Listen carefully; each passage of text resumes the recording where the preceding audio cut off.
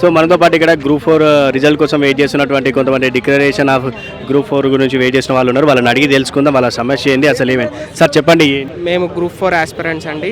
July 1, 2022 రోజు మేము group 4 exam రాయడం జరిగింది. సో ఆ రోజు నుంచి దాదాపు 6 months అయిపోయింది. దీని జిఆర్ఎల్ కూడా మాకు ఇంకా ఇవ్వలేదు.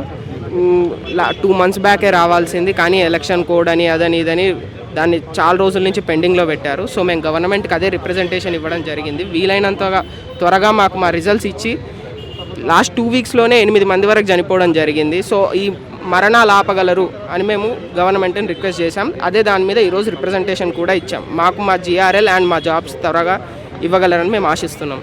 ఇప్పుడు కొద్ది రోజుల్లో ఎంపీ ఎలక్షన్ కూడా రాబోతుంది. సో దానికోసం మళ్ళీ పెండింగ్ పెట్టే అవకాశం ఉందంటారా? మేము ఈరోజు వచ్చి ప్రజా దర్బార్లో ఈ రిప్రజెంటేషన్ ఇవ్వడానికి one of the main reason అదే. నెక్స్ట్ ఇంకా లోకల్ బాడీ ఎలక్షన్స్ ఉన్నాయి అండ్ ఎంపీ ఎలక్షన్స్ కూడా ఉన్నాయి. మళ్ళీ అవి వస్తే మళ్ళీ ఈ ప్రాసెస్ని అక్కడికక్కడే ఆపేస్తారు. సో ఆ లోపు మాకు ఒక క్లారిటీ ఇస్తారేమో అని మేము గవర్నమెంట్ నుంచి ఆశిస్తున్నాం.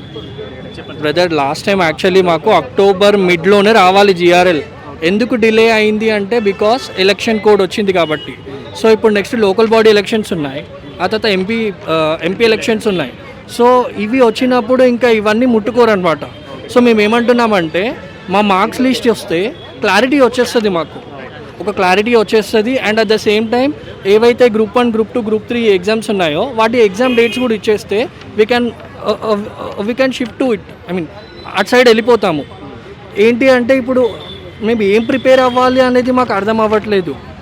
ఎగ్జామ్ రిజల్ట్స్ రావట్లేదు, ఒక క్లారిటీ లేదు. మేము ఏమంటున్నామంటే మేము రాసిన ఎగ్జామ్ రిజల్ట్స్ మాకు ఇవ్వమని అంటున్నాము. ఇప్పుడు మనం తెలంగాణ రాష్ట్రంలో చూసుకుంటే గత ప్రభుత్వం చేసిన నిర్వాకాలన్నీ చూస్తే చదువుకున్న నిరుద్యోగులను ఎక్కువ తయారు చేస్తుంది అనుకోవడంలో తప్పు లేదంటారా? ఆ విషయం మీద నేను ఇప్పుడు ఏం చెప్పలేనండి.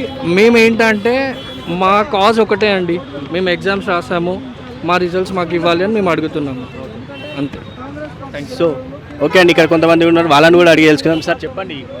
మేము వచ్చిన notification number 12 assistant executive engineers and group 4 అండి.